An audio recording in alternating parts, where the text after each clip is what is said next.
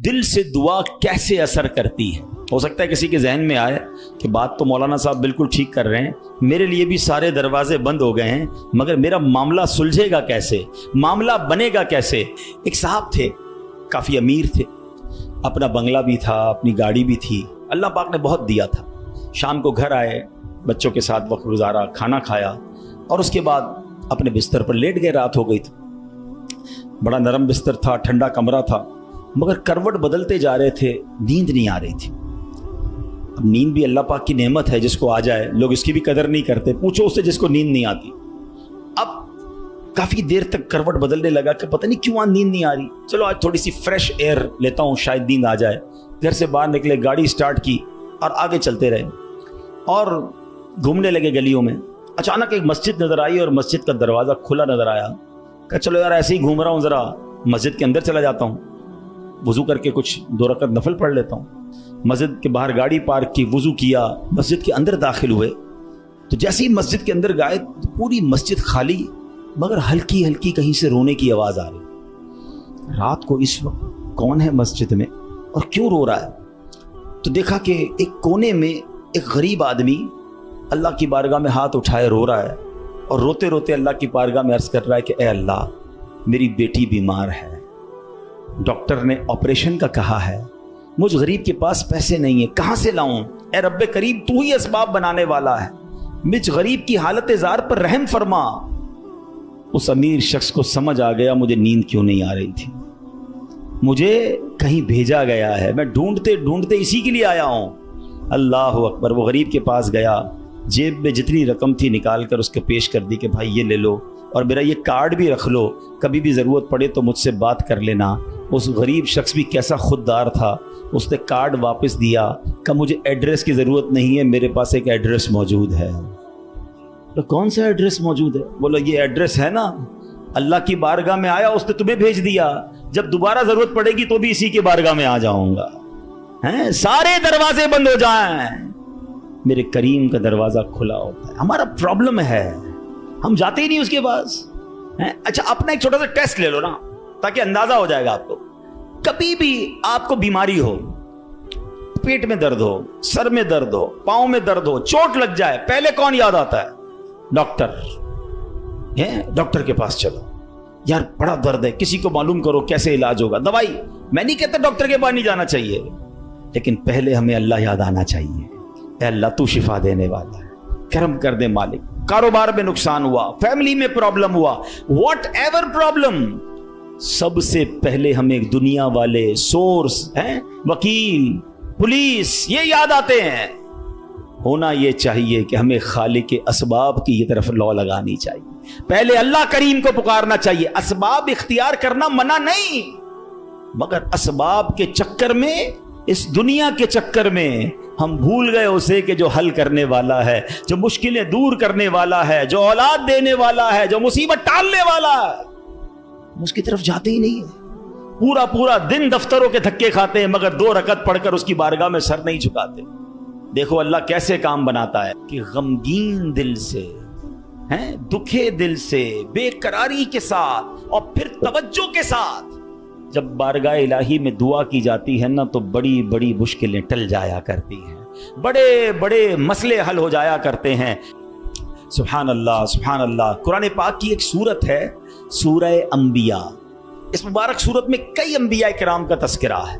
इस पे बिलखुसूस अंबिया किराम का ये वस्फ भी जिक्र हुआ कि अल्लाह पाक के प्यारे नबी अल्लाह पाक की बारगाह में दुआएं कैसे मांगते थे, कैसे दुआएं करते, और कोई भी मुश्किल आती थी तो अल्लाह की तरफ रुजू लाते, तवज्जो इल्लाह करते और गिड़गिड़ा कर बेकरारी के साथ अल्लाह रब्बुल आलमीन की बारगाह में दुआ मांगते। सुभान अल्लाह। हजरत नूह अलैहिस्सलाम, आपने 950 साल तक लोगों को अल्लाह की तरफ बुलाया। अब ये बड़ा, उनकी जिंदगी जो है ना, बड़ा खूबसूरत हमारे लिए मैसेज भी है। 950 साल में आपको पता है कितने लोग ईमान लाए? कमोबेश 80 लोग ईमान लाए।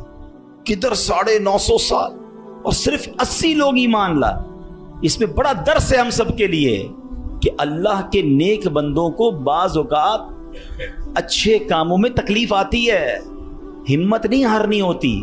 हम थोड़ा सा कोई नेकी का काम करें, कोई साथ ना दे, बंदा कहता है मैं तो कुछ नहीं करता, नेकी का जमाना नहीं है भाई, ہیں میں تو اللہ کے لیے کر رہا تھا، کوئی ساتھ ہی نہیں دے رہا، فلاں نے تو دل توڑ دیا، فلاں نے ساتھ نہیں دیا۔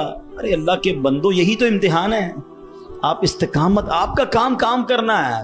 ہاں، تعداد کو نہ دیکھیں، اللہ کی رضا کو دیکھیں۔ 950 سال میں لوگوں نے بات نہیں مانی، پھر آپ نے اللہ کی بارگاہ میں جب دعا کی کہ لوگ حضرت نوح علیہ السلام پر تشدد بھی کرتے، برا بھلا بھی کہتے تھے، ایک تو تھا ایمان بھی نہیں لا رہے تھے اور پھر مارتے بھی تھے، تکلیف بھی دیتے تھے۔ تو اللہ تبارک و تعالیٰ کی بارگاہ میں جب دعا کی نا تو اللہ نے قرآن میں فرمایا فَاسْتَجَبْنَا لَهُ فَنَجَّيْنَاهُ وَأَهْلَهُ مِنَ الْكَرْبِ الْعَظِيمِ۔ اللہ فرماتا تو ہم نے اس کی دعا قبول کی اور اسے اور اس کے گھر والوں کو بڑی سختی سے نجات دی۔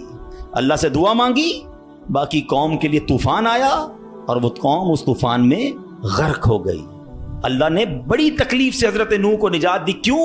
آپ نے دعا مانگی، آپ نے اللہ سے بات کی۔ حضرت نوح علیہ السلام کی اس دعا کے نتیجے میں کفار پر کیسا سیلاب آیا کہ سب برباد ہو گئے۔ اسی طرح حضرت ایوب علیہ السلام پر آزمائش آئی تھی نا، آپ پر طرح طرح کی بیماریاں بھی تھیں، آپ کے بچے بھی دنیا سے چلے گئے، آپ کا کاروبار، آپ کا مال سب برباد ہو گیا۔ اللہ اکبر، آپ نے اللہ کو کیسے پکارا، اور یہ دعائیں کتنی مقبول ہیں کہ قرآن میں موجود ہیں۔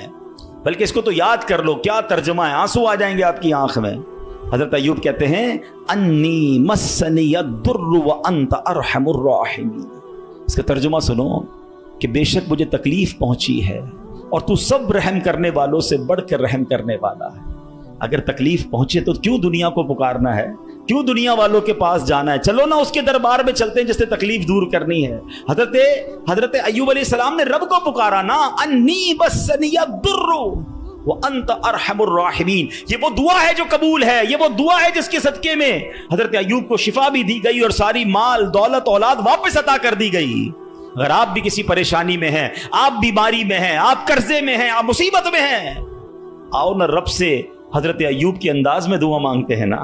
اچھا، یہ دعا اللہ نے ہمیں سکھانے کے لیے تو قرآن میں عطا فرما دی نا کہ میرے بندو میرے دربار میں مانگنا ہے تو یوں ہی مانگ لو جیسے میرے نبی نے مانگا ہے۔ اللہ اکبر۔ علماء کہتے ہیں یہ بڑی دلاسا دینے والی دعا ہے، یہ بڑی مشکلوں کو ٹالنے والی دعا ہے، یہ تکلیفوں میں کام آنے والی دعا ہے۔ ترجمہ تو دیکھو نا، یعنی اللہ کے سامنے اپنا مسئلہ پیش کر دیا آپ نے کہ بے شک مجھے تکلیف پہنچی ہے اور تو سب رحم کرنے والوں سے بڑھ کر رحم کرنے والا۔ اے اللہ بیمار ہوں، اے اللہ پریشان ہوں، اے اللہ قرضے میں ہوں، کہو نا رب سے مجھے تکلیف پہنچی ہے، مجھے ستاتے ہیں لوگ، مجھے تکلیف دیتے ہیں، مجھے پریشان کرتے ہیں لوگ، اور تو سب رحم کرنے والوں سے بڑھ کر رحم کرنے والا۔ اور جب آپ نے دعا کی تو دعا کیسے قبول ہوئی؟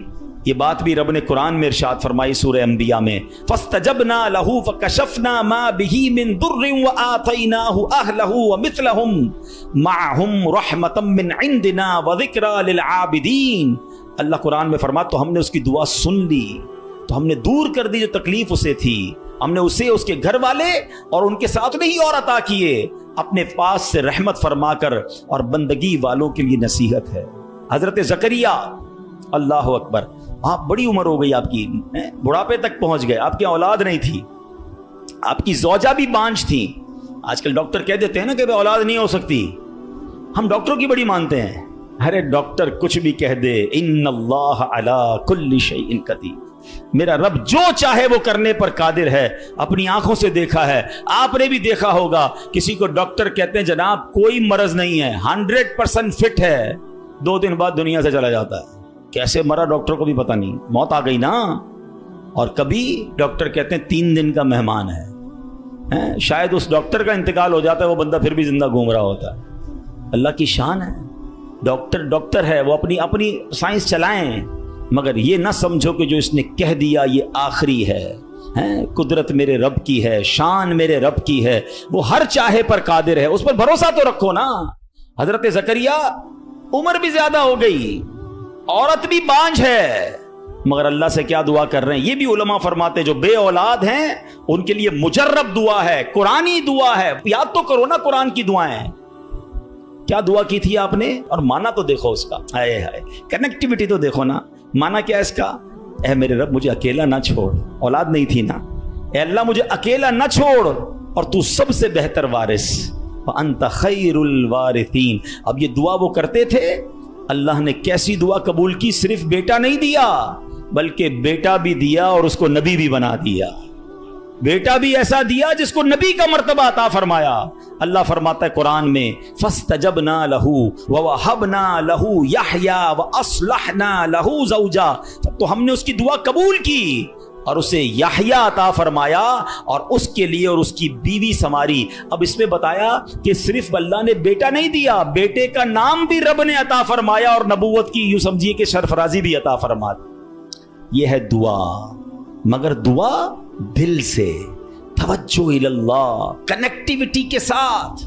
फिर देखो कैसे काम बनते हैं, फिर देखो कैसे मुसीबत टलती हैं। अल्लाह पाक खुद फरमाता है, यदऊनना रगबन व रहबा व कानू लना खाशिईन, और हमें पुकारते थे उम्मीद और खौफ से और हमारे हुजूर गिड़गिड़ाते हैं। पता चला कि गिड़गिड़ाना, तवज्जो के साथ, खौफ भी हो, उम्मीद भी हो, फिर ये काम बन जाते हैं। हजरत यूनुस पर कैसी आजमाइश आई थी?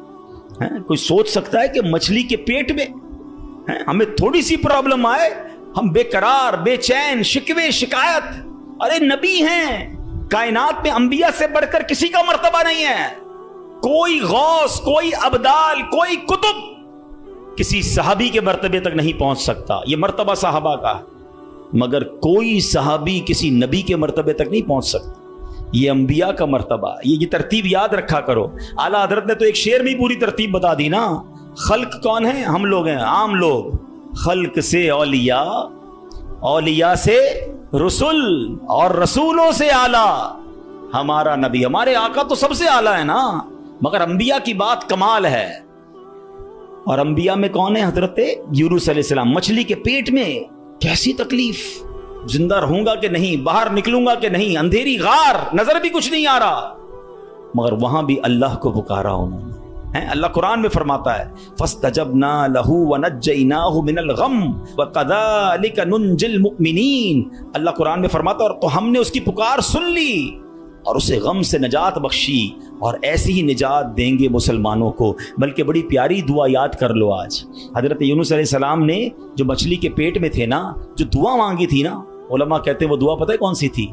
जिसको आज हम आयत करीमा कहते हैं ना, ला इलाहा इल्ला अंत सुब्हानका इन्नी कुन्तु मिनज़ ज़ालिमीन। ये चाबी है, हाँ, ये मुसीबत के ताले की चाबी है। ये कमाल की दुआ है। और ये आपने दुआ की और अल्लाह ने मछली के पेट से आपको नजात अता फरमा दी, फिर से कौम भी अता फरमा दी, सरदारी भी अता फरमा दी।